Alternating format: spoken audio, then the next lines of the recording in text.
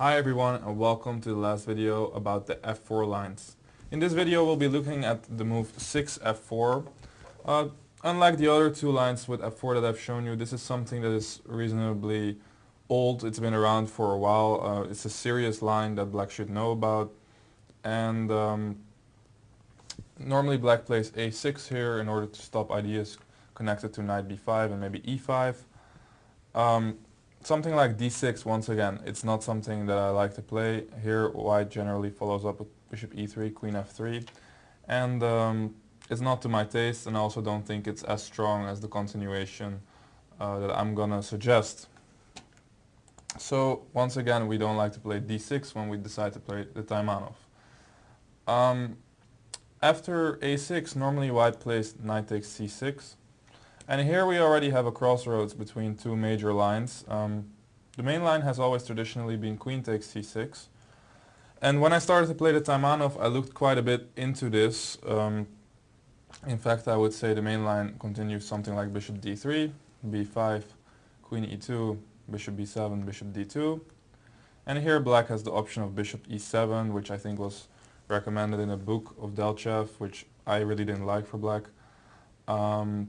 And the move bishop c5, which is a bit better, and after long castle knight e7 a3, we come to a very theoretical position, which I've actually analyzed, but mainly for white, and I don't like it for black.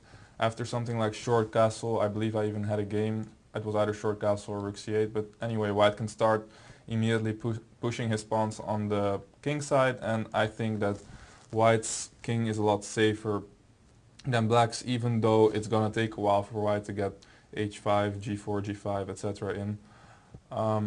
Black also has a lot of trouble. He can't really play a5, b4, so he'd have to play b4, and his play is quite slow on the queen side and against the white king. So I don't like this line. I think it's too complicated, and instead I'm gonna suggest to move b takes c6, which once again is a new structure. In order to play my Taimanov repertoire, you have to be a bit flexible, but also this pawn structure with b takes c6 rather than d takes c6, what we've seen before, definitely has its benefits, especially because white has already played f4, which is not necessarily the strongest move to have in these types of positions. There's one move here that I don't think is very serious, but it's a bit of a boring move. It's e5. Most white players will play bishop d3, however.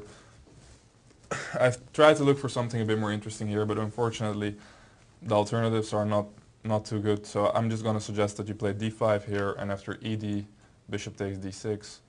White has this good move, knight e4, that pretty much doesn't make bishop takes f4 very attractive, as there's several ideas like taking and knight d6, or I think maybe something like queen d4, queen g4. So here you should play bishop e7, and after something like bishop d3, knight f6, takes or castles or takes on f6, we reach a position that, well, I think you can tell yourself is fairly dull. Don't be afraid to be worse though. I mean, this really doesn't have any meaning in my opinion.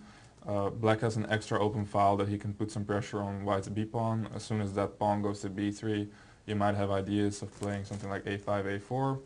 Really, this is just a very drawish position, and you know, if people want to play this against you, just go ahead and try to outplay them here, because there's no reason for white to be better here at all.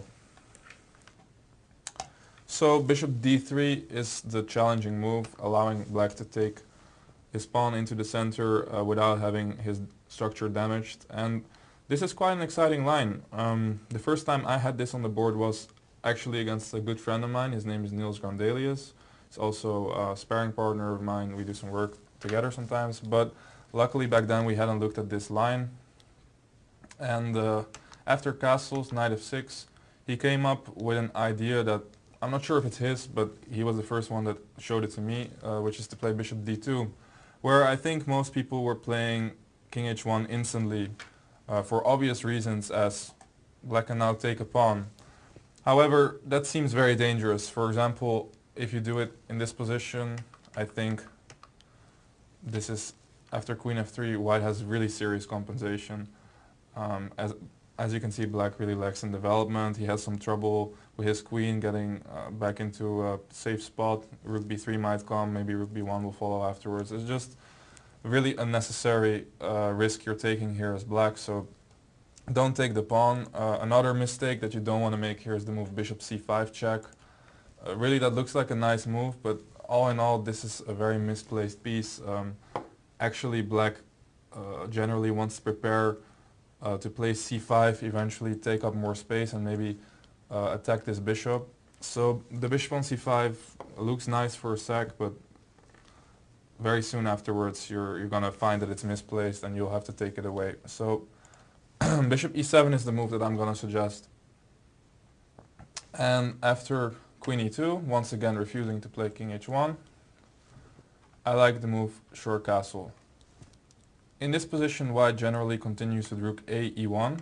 If you go king h1 at this point, black is very quick to play c5 followed by c4, which is very annoying.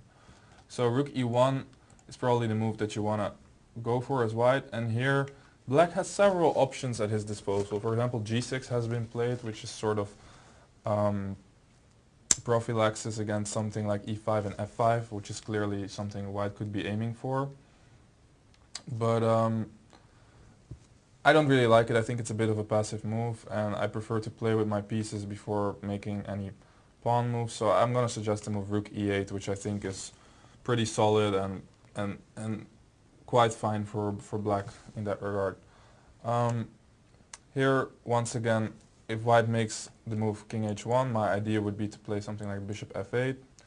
And at some point I definitely want to play c5, but also a5 with the idea of maybe preparing bishop a6 and trying to change those bishops is a decent idea. So I don't really see how white is continuing his attack here.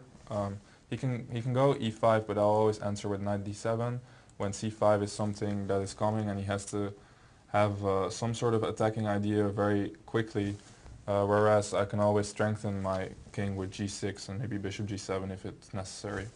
So really the move that I think is critical is the move e5. Also note that here rook f3, I would go g6 now, and one of the main ideas could be that if rook h3 I now have e5, attacking the rook, and black is immediately better actually. So I don't see any really easy ways for white to continue with his aggressive intentions except for e5. And now after knight d7, I think anyway white has to continue in a more positional fashion. The one move that comes to mind is the move bishop takes h7. But I looked at that a little bit and it turns out that even though it's interesting, it's definitely not something you should be afraid of. After the following sequence, clearly white is trying to mate on the h-file. Well, black can play g6. And now rook g3 is the best move. Well, queen h6 doesn't really make sense because black is just in time to get this defensive setup if he wants to. He doesn't even need to play knight f8, however, but it looks nice. And well, queen h3 also obviously isn't much of a candidate. This just stops the entire plan. So rook g3 would be the move. But after bishop f8, once again white is finding himself with a lack of strong moves, so he would have to continue the sacrifices, which basically just leads to a big exchange here.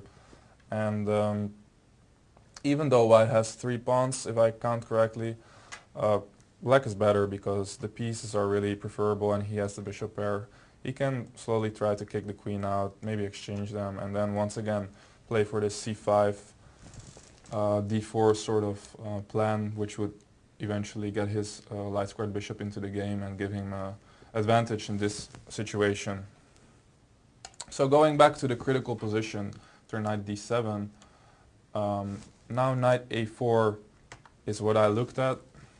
But also here I think, well, obviously white's idea here is to challenge c5 with something like c4, which is typical. Now he can continue coming back, and we have to be a bit careful exchanging these pawns, as that will give white a free hand in his attack with the e and the f pawn.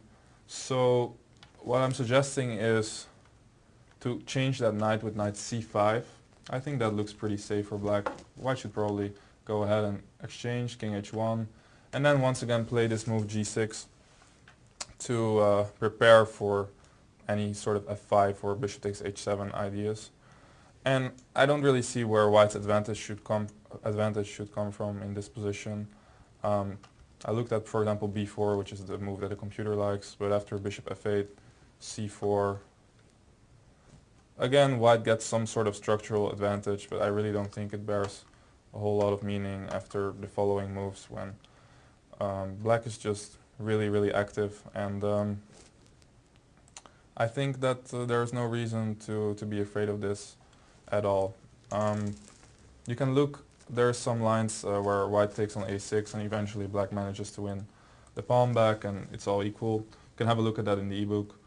So yeah, that's about it for f4. To shortly repeat what I said, in the beginning we take back with the b pawn on c6. One of our main ideas to play d5, get our pieces developed, and very quickly try to go for something like c5 and c4. If you do happen to get a situation where you get in c5 in the game, don't hesitate to sometimes try and sacrifice that pawn on c4 in case white stops c4 with b3. That can often lead to very interesting positions where many of white's pieces will be hanging on the c-file and black gets very decent compensation. Just a thematic idea that I wanted to give you guys before ending the video. So once again, castle, rook e1, if king h1 we have c5, and like I said, maybe, I'm not sure about the exact move order, but imagine some sort of situation like this. I think c4 is actually a very interesting sacrifice in general when, for example, these types of situations can be very annoying for white, or maybe just rook c8 first. So then remember rook e8 because we want to maybe put our bishop to f8 and try to play solidly.